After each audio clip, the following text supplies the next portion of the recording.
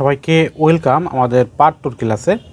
আজকের এই ক্লাসে থাকবে ওয়ার্ড খুব ভালোভাবে বুঝবে। দেখো, শূন্য থেকে কিন্তু আমাদের গ্রামার শুরু হয়েছে। যারা এই শূন্য থেকে জার্নি শুরু করবে তাদের আমি মনে করি ইংলিশে কোনো সমস্যা থাকবে না। দেখো, এক বা একের বেশি লেটার পর পর বসে যদি কোনো অর্থ প্রকাশ করে তখন তাকে কী বলা হয়? ওয়ার্ড বলা হয়। এর শর্টকাটে তুমি কীভাবে মনে রাখবা? শর্টকাট আছে লেটার প্লাস লেটার মিলে যেটা তৈরি হবে সেটা হচ্ছে ওয়ার্ড। কেমন? আমি তোমাকে বললাম পেন, PEN, এটা কিন্তু আমি কিন্তু স্পেস দিস মাঝে কিন্তু স্পেস আছে। এখন এইটা তুমি এক জায়গায় লেখো।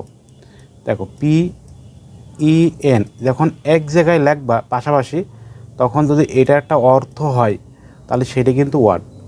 আর যখন তোমাকে আমি পি দিলাম, এই সাইডে দিলাম, এন দিলাম, এক জায়গায় তো না, তখন কিন্তু এইটা লেটার বলা আছে কিন্তু। আর যখন তুমি পাশাপাশি দেবা না, তখন সেইটা হচ্ছে কি? ওয়ার্ড। এই ওয়ার্ড পাশাপাশি বা এক কথায় লেটার মিলে যা হয় সেটা হচ্ছে ওয়ার্ড।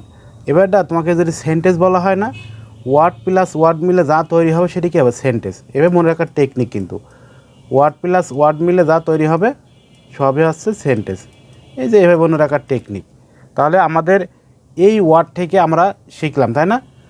এখন আমাদের পার্ট 2তে রাখতেছি। পার্ট 3তে যে ক্লাসটা আমরা রাখবো সেটা সবাই ভালো করে দেখবে।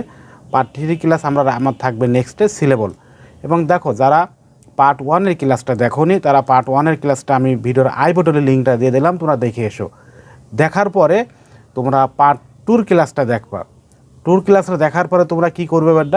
এবার পার্ট 3-র ক্লাসটা দেখবা। পার্ট 3 ক্লাসটা সবাই প্লে লিস্ট আকারে দেখবা। 3 ক্লাসটা আমি প্লে বাটনে এক কথায় আই বাটনের লিঙ্কটা আমি দিয়ে দিলাম। দেখো উপরে টাকাও একটু এই যে দিয়ে দিলাম, তোমরা দেখে এসো। তাহলে তোমাদের পর্যায়ক্রমে কিন্তু আমাদের ছোটো করে কিন্তু আমাদের জার্নি শুরু হয়ে গেছে, কিন্তু অল্প অল্প করে। কিন্তু হয়তো ভাবতেছো ছোটো করে দিচ্ছে কেমন কি শেখাবে নাকি, আমি কিন্তু আস্তে আস্তে রানে উঠতেছি।